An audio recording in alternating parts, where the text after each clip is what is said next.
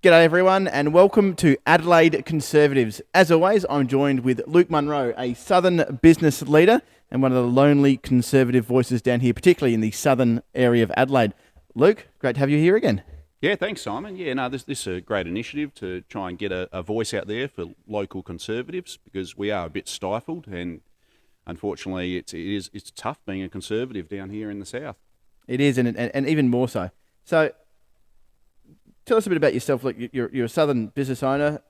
You were on my campaign. You're the campaign manager for both state and federal elections. Yes. How is it being a conservative in the southern suburbs, or in Adelaide in particular? Oh, look. To be honest, sometimes it feels like you've got devil horns on your head when you're walking around because people have this real big misconception about what it is to be a conservative, and being conservative doesn't mean that you support hate speech. It doesn't mean that you're a radical. And that's a big misconception. And just even meeting people, like, fortunately in business, a majority of people are probably more liberal, conservative leaning, so it's not too bad. But members of the public, they really, they when they know you're a conservative, they get a preconceived idea about you, and that makes things tough sometimes. Yeah, it's interesting. I think as the left rapidly take over, and where we live here in the south, 7 out of the 8 members of parliament are from the Labor Party.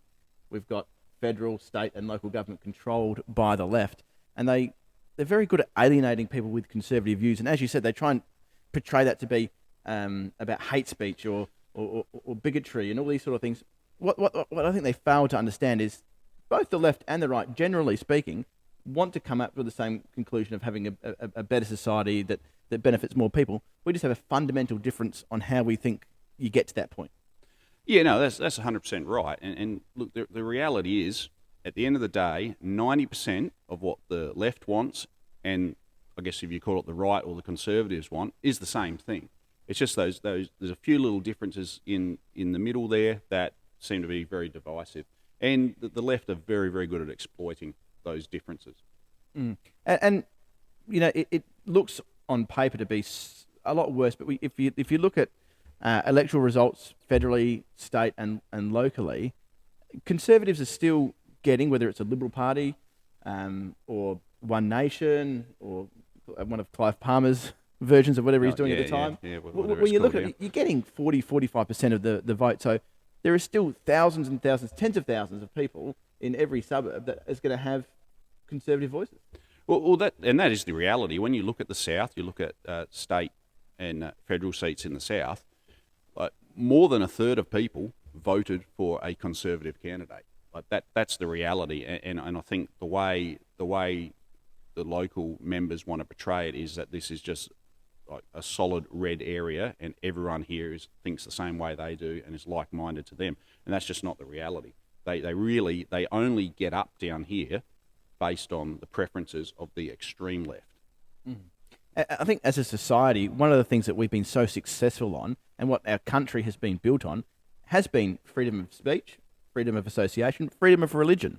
Yep. And you have a look at the left's constant attack on Christianity, any type of Christianity. It is actually hard to believe that, a faith-based system that has given us the thriving democracy and tolerant community that we live in today is being targeted so directly by people that are involved in the left side of politics. Oh, and that's right. And what a lot of people forget is our whole system, whether people on the hard left dislike it or not, our whole system is based on a Westminster Judeo-Christian system. That's what it's based on, and I think that's why it works so well. You look all around the world at countries that have similar systems to that and a faith-based original system. They're the only democracies working at the moment. The people that communist regimes of the past that try and alienate Christians or people of any faith for that matter, they fail. And it is interesting because it seems to be not a faith-based war. It seems to be a targeted at Christians in particular. Now, as a country, we have been built and a success story around the world about being a free, open, multicultural society that welcomes people from all religions, from all across the world. But it's locally that they have a go just at Christians. Well, that's correct. Yeah, and look, you've got you've got to look at the census. The census still says that half of us identify as being Christians. But yeah, you're right. Christians are an easy target. You don't see the left attacking Muslims in the same way that they will attack Christians. And and from some of the left and what their virtues are, you'd think there'd be a whole lot more to attack from the Islamic faith than what there would be from the Christian faith. But that's not as easy a target. And the conservative view on it isn't that they should be targeting Muslims or Hindus. Oh no, not at all. No, that's not what I was saying at all. They should be having an open mind to all religion and people letting people worship in the way that their family and their traditions allow them to worship. And the hypocrisy about what they actually say about these things is completely the opposite of what the actions they're putting in place. No, that's right. And yeah, no, I wasn't advocating obviously for people to look too deeply into other faiths, but the fact of the matter is that they seem to pick a few things about the Christian faith, and they hone in on those things to basically persecute Christians. And we're an easy target. We're an easy target because we're not as likely to make a fuss and fight back and demonstrate in the streets. That's not the way most Christians operate. So yeah, we're an easy target. Yeah, no, definitely. And it's not just, I think, it's an easy target. It's a politically beneficial target because they see a faith-based system where people have morals and conscience around a whole bunch of different issues to be a fundamental challenge to their political system and their political beliefs. Well, that's right. And without going to conspiracy theory, I mean, that's exactly what Joseph Stalin did.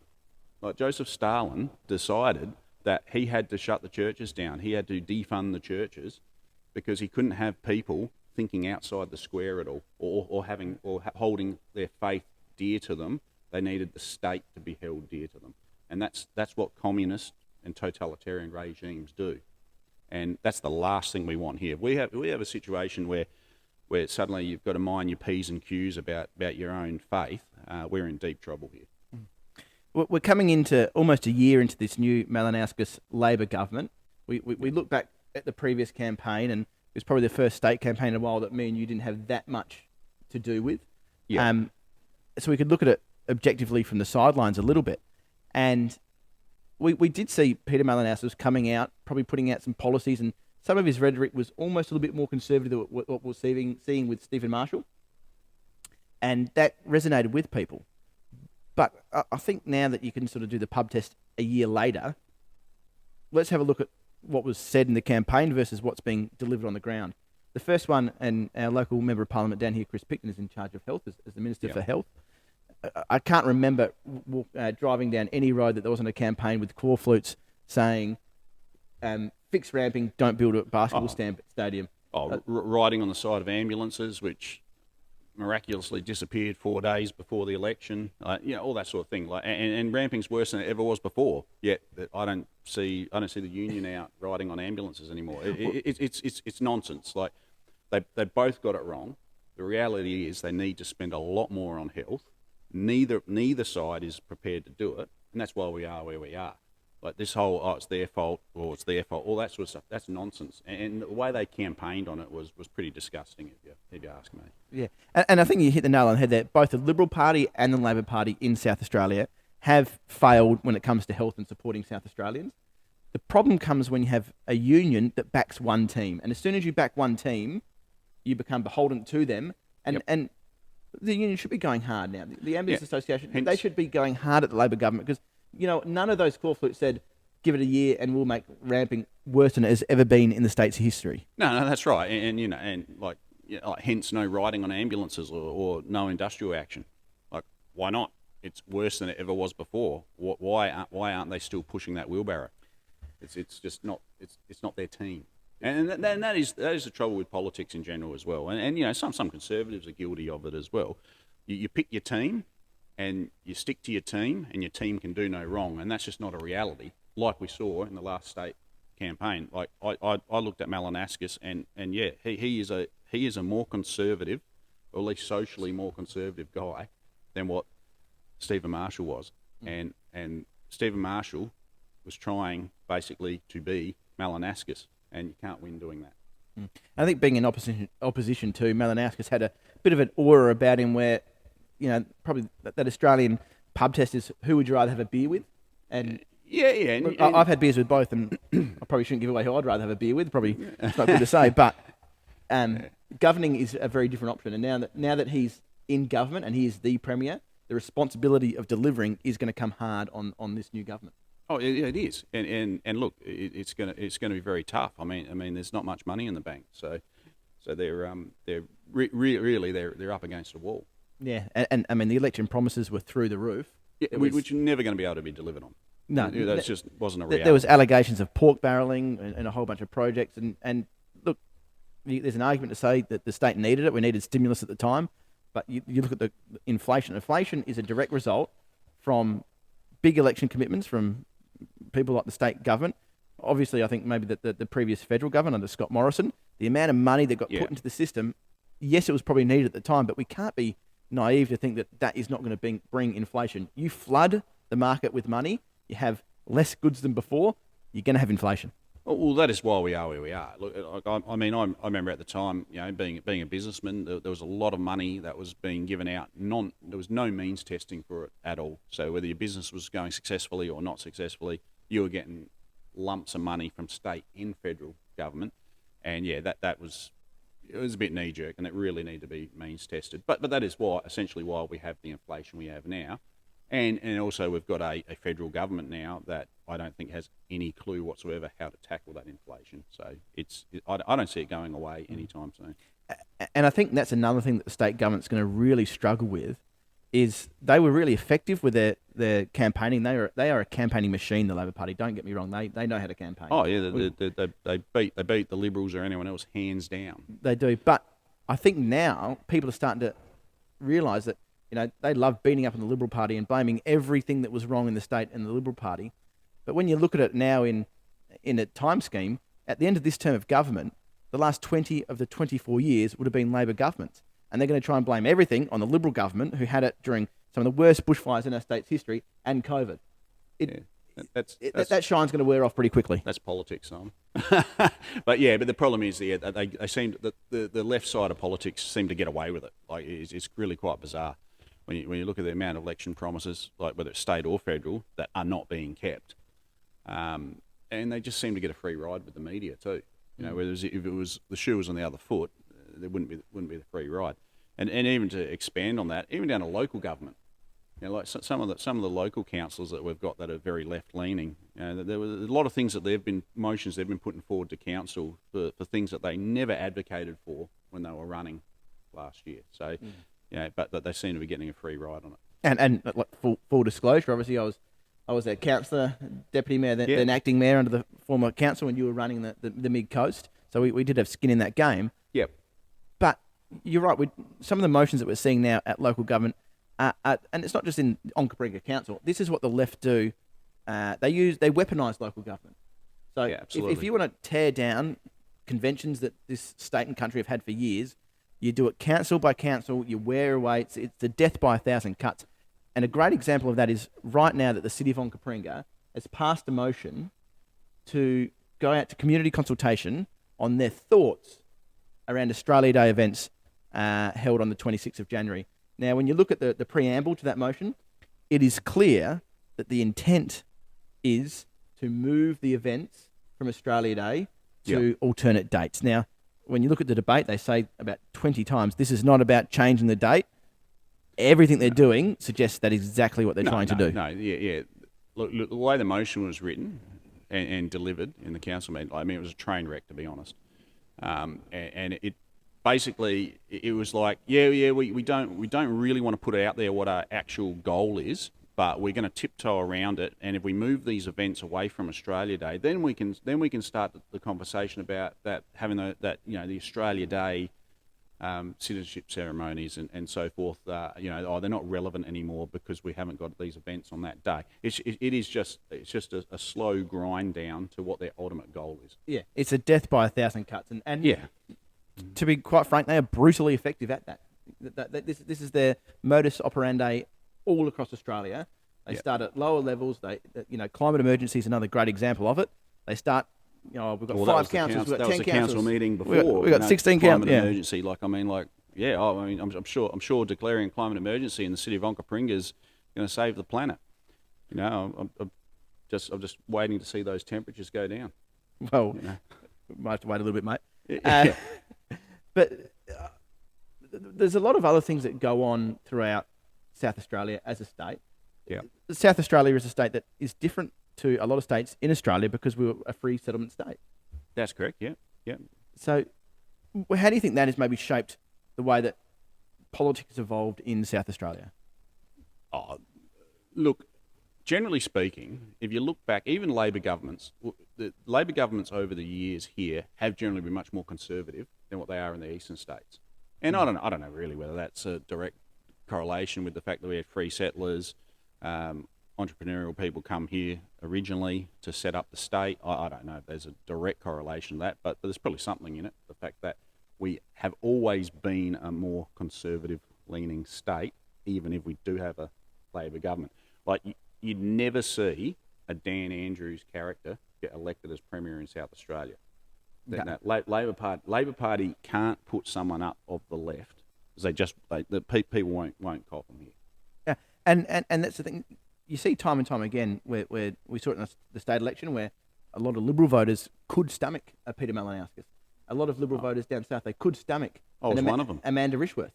Yeah, yeah. Amanda Rishworth has got huge respect in the southern suburbs because, one, she does the work. Yep. Two, she's not extreme with her views. No, She she's doesn't- quite moderate. Yeah. She doesn't. I mean, sorry, Amanda, I do like you, but obviously I didn't vote for you. But she's someone that people can still respect from both sides of politics. Yeah, that's right. Yeah, yeah. And mind you, there's plenty of local members that you couldn't say the same for. That's for sure. Yeah, some names I deliberately didn't mention then. Yeah, yeah. So I think one of the other things that the left do particularly well is they rally their troops for what, and we see this in local government all the time, community surveys. And they use those surveys and those your says to put their policy forward to say, X amount of our community want to see this change. Well, 800 people voted in that, and the people that knew about it were the green groups that you've shared it to on social media. Yeah, that's right, and look, that's from my involvement when I was in the Liberal Party. That's one thing that I really noticed that they didn't do very well. They don't rally the troops. Most of the troops are elderly. That's just consequence of what the membership base is. And the Labor Party they market themselves so much better. They market themselves so much better just to get a little bit more of the vote. And I always look at it. I've always looked at it and thought if Conservative candidates actually had half that marketing, we wouldn't be getting left-leaning governments. Yeah, it's probably hard, the support of big union backers and the workforce that comes with that. How many times have we been putting up corflutes and, we're the youngest blokes in the party. Yeah. We're the only ones doing it, and then you're up against these utes and utes and utes of these union-labelled vans putting up corflutes on a Friday night. Well, that's right. We've seen it firsthand. And the reality is, like, the universities as well, like, most university students, this is a generalisation, but most university students, they tend to be left-leaning. They're a left-wing factory, most universities now, and they're usually left-leaning until they actually get out in the real world, buy a house, start a business, and then majority of people, well, a good percentage of people, suddenly start going more to the conservative or centrist side. But the point being that's why they've got such a big base. They've got all these volunteers in universities that will help them out. People that haven't really lived their lives yet. I think was it the famous quote from Winston Churchill. If you're not a socialist at 18, you don't have a heart. If you're not conservative at 40, you don't have a brain. And that probably rings true with the membership base of political parties. There's a lot of truth to that with a lot of people. Having said that, though, I'm not saying, there's a lot of people that I know that are involved with the Labor Party that are obviously 40 plus, and I'm not saying they're silly, but yeah, that's a generalisation. But yeah, Churchill had a point there. And it's probably valid. Although I am seeing an increasing amount of people within the Labor Party who are part of the old school Labor crew, the Bob Hawke era of Labor, they're starting to get a little bit concerned about where their party's travelling, and I think that's going to be the concern for the Labor Party coming up next because they're getting pulled by this younger, further left movement, the Greens are going to pull them further that way. You know, federally they're going to need the support of people like Lydia Thorpe to get things through the Senate. Yeah, that's a disaster. They're going to run the risk of losing the Bob Hawke Labor era voters to other parties. Yeah, look, I don't think they'll lose all of them. Like they will lose some, but a lot of them won't be as passionate and won't be willing to be as involved in campaigning. That's going to be a thing that they'll notice. But like I said, that they've got that uni base support and young Labor support at this point in time, which seems to get them over the line. Yeah, so I think maybe wrapping up this first episode, a few of the things that we want to bring to you is we're going to try and interview some leading Conservatives in South Australian politics and business and community life. Yes. We're going to try and get to the bottom of a few local issues when they come up. And we also want to have, it's not just about talking, it's about action. So we spoke about the ability that the left have to share petitions or community engagement when things are happening. We want to use this to build a database of people that we can email that and say, hey, look, this particular council is planning to change the date of Australia Day or declare a climate emergency. We need to make people aware that they can go on and have their voice heard just as much as the left do. So that's something we're going to try and bring to you here on this podcast. Yep, 100%. We need more action that way because Conservative voices, they are stifled. They are being silenced when they're not. And they're made to be this small minority. They aren't. They're probably the majority. They're quite Australians. Yeah. And look, democracy thrives when everyone has a voice. That's correct, yeah. I think what we're seeing in society is if the left, when they're in power, they and a lot of the mainstream media, they will push those conservative voices to the side. And as soon as you do that, these people that don't have a voice, you'll push them further into these further right or further areas of politics. And that's the problem. You see that happening all the time. You see, and it's a problem. It's a Liberal Party problem, really. Like that they've basically, because they've tried to pull themselves too close to the Labor position on a lot of things over the years. A lot of people are a bit bewildered or disenchanted, and that's how you end up with people in parties like One Nation and whatever Palmer's latest reincarnation is. But they end up in those parties because the Liberal Party has gone away from its core conservative values. And the fundamental part about the Liberal Party being a broad church, as soon as they vary away from that, I think on the state election night, the person who said it best was Mike Rand. So Mike Rand was being interviewed on I think it was ABC during the state election coverage. Yep. And he said the Liberal Party were never going to succeed within that election. And he saw it, and he said it's like flying a plane. Any political party is like flying a plane. You need a left wing and a right wing. And if you cut one of your wings off, aka the right wing, that plane will not fly. No, and that's exactly what happened. It was probably a telling observation from a former premier. Yeah, that's right, and a Labor one at that. So he's looking at it. He's not in the bubble. He's looking at it from the outside. So, probably some Shanto in Italy or something he's looking at from. Or... yeah, wherever he is now. Yeah. Awesome. Well, tune in next time for our next episode of Adelaide Conservatives. Easy.